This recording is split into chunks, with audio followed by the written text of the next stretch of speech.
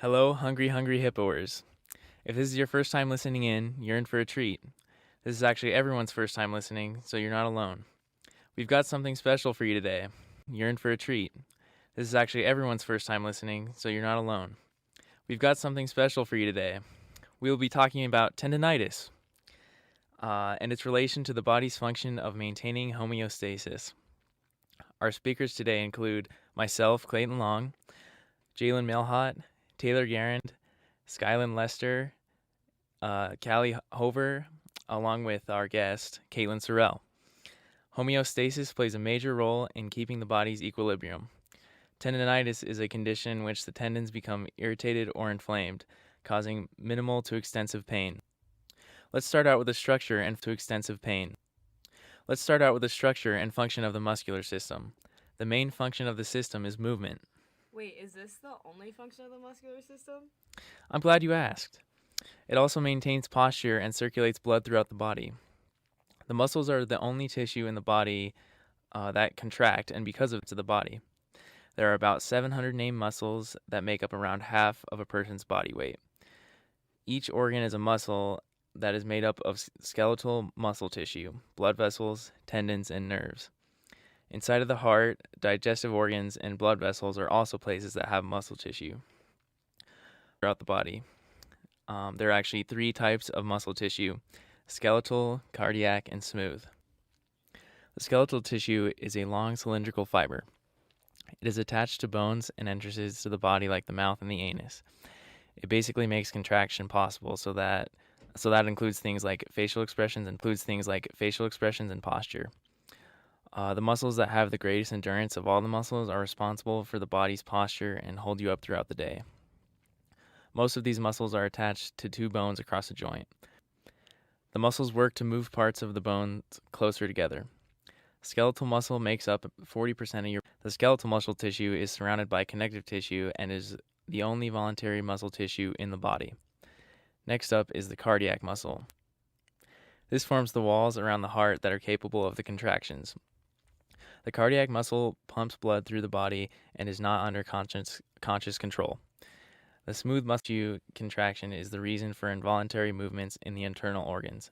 It is the reason for the capability of contraction from the digestive, urinary, and reproductive systems. So now we'll get into tendons. Tendons are fibrous connective tissues that attach muscle to bone. They also transfer force from muscles to bone. Making movement possible. Oh, really? I thought they connected bone to bone. Nope, that's a ligament, and we'll get into that in a second. Anyways, tendons can attach muscles to structures like the eyeball. They are the connection between the muscular system and the skeletal system. It serves to move the bone or structure and are very strong, which is a necessity for handling the stress coming from muscular contraction. Tendons and muscles work together to control joint movement. So here's where we get into the ligaments. A ligament is a fibrous connective tissue which attaches bone to bone. A ligament is to hold structures together and maintain stability. Both tendons and ligaments are made of collagen, and most tendon injuries happen near joints like the shoulder, knee, elbow, and the ankle. Hey listeners, this is Callie, and I'll talk about what role the muscular system plays in maintaining homeostasis. Have you noticed that when you work out or exercise, your body rises in temperature? This heat production is caused by all the different types of muscles in the body. Your body uses energy to contract the muscles, and this causes heat. The muscle type most responsible for the heat production is the skeletal muscles. They produce the most amount of heat simply because they are more abundant than the other muscle types. The muscular system also works to keep the body warm when it is cold outside. When outside temperatures drop, your body automatically begins to shiver. Shivering is caused by the muscles randomly contracting, causing the generation of heat. It is a negative feedback mechanism used to return your body to homeostasis. The muscular system also works together with the skeletal system to provide movement. Skeletal muscles play a large role in movement because they are attached to the bones by tendons. Joints are also important for movement. Joints are defined as the area where 2 bones are attached for the purpose of permitting body parts to move. A few main joints of the body are the shoulder, elbow, wrist, knee, and ankle. Hey guys, it's Jalen and Taylor, and we are going to be discussing how your lifestyle choices play a huge role in what contributes to your overall health, what you eat, if you exercise, and your mental state of mind. Other factors can affect the homeostasis of the body, such as disease and other paraphernalia ingested into the body. There are many different outside factors that can lead someone to have tendonitis. Tendonitis is your body's way of telling you, enough, you're putting too much stress on this muscle and joint. So, what can lead a person to get tendonitis? Well, sporting injuries or repetitive movements. Many tennis, basketball, and golf players end up having it. And many other factors can stem from bad posture or walking habits, stress on the soft tissues from an abnormal or poorly positioned joint or bone, so such as one leg being longer than the other. Some types of arthritis and related conditions like rheumatoid arthritis and osteoarthritis and gout can lead to it.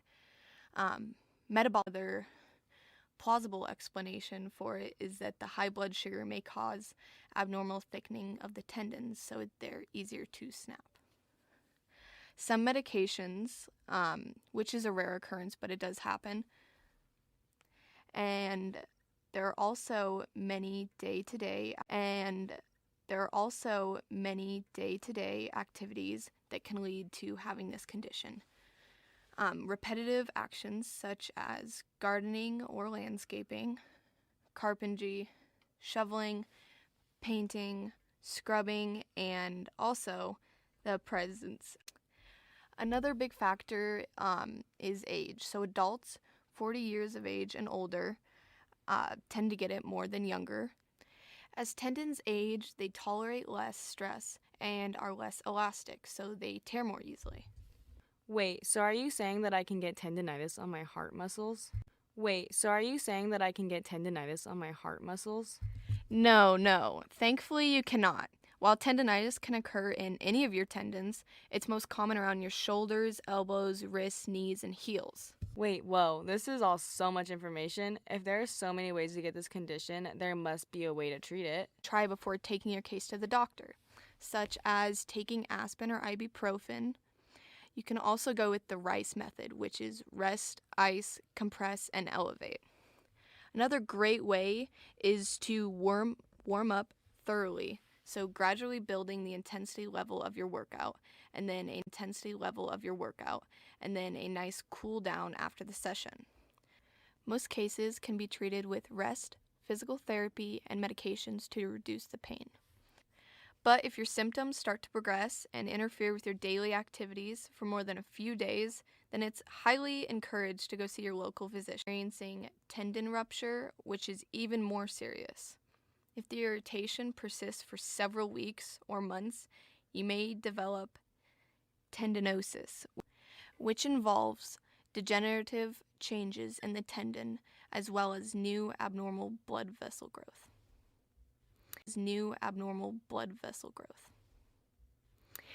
Hey guys, we're going to pass the show on over to our statistical experts, Haley and Sky. Hey guys, it's Sky and Haley here. We're going to be looking at the demographics of the condition. According to the U.S. Bureau of Labor Statistics, tendonitis is the Most people with overuse tendopathies, about 80%, fully recover within 3 to 6 months, without outpatient treatment, including rest, icing, and strengthening exercise. In the United States, there has been many Achilles tendon ruptures between 2012 and 2016. 854 Achilles tendon ruptures were identified, representing a national estimate of 32,906 ruptures. Male patients accounted for 25,374 Achilles tendon ruptures, 1%, while female patients accounted for 22.9%. The age of the patients ranged from 7 to 85. Another study showed white patients accounting for 14,027 estimated cases, so about 42.6% representing the largest proportion of Proportion of patients presenting with tendon ruptures, followed by African Americans. Thank you, Haley and Sky. So, well, everybody, we're getting to the end of our show, and we're going to do a little quick recap everything of the muscular system, how the system works to maintain homeostasis, and how tendons can affect the natural equilibrium of the body. We hope that all this information we gave you today can prompt you to stay healthy and stay away from tendonitis. Healthy and stay away from tendonitis. Thank you to everyone who took the time to come out today and listen to our podcast.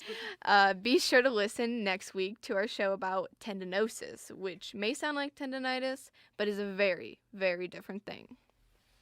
Thank you to Taco Bell and the Library of University of Montana, which provided us with all our equipment for the show.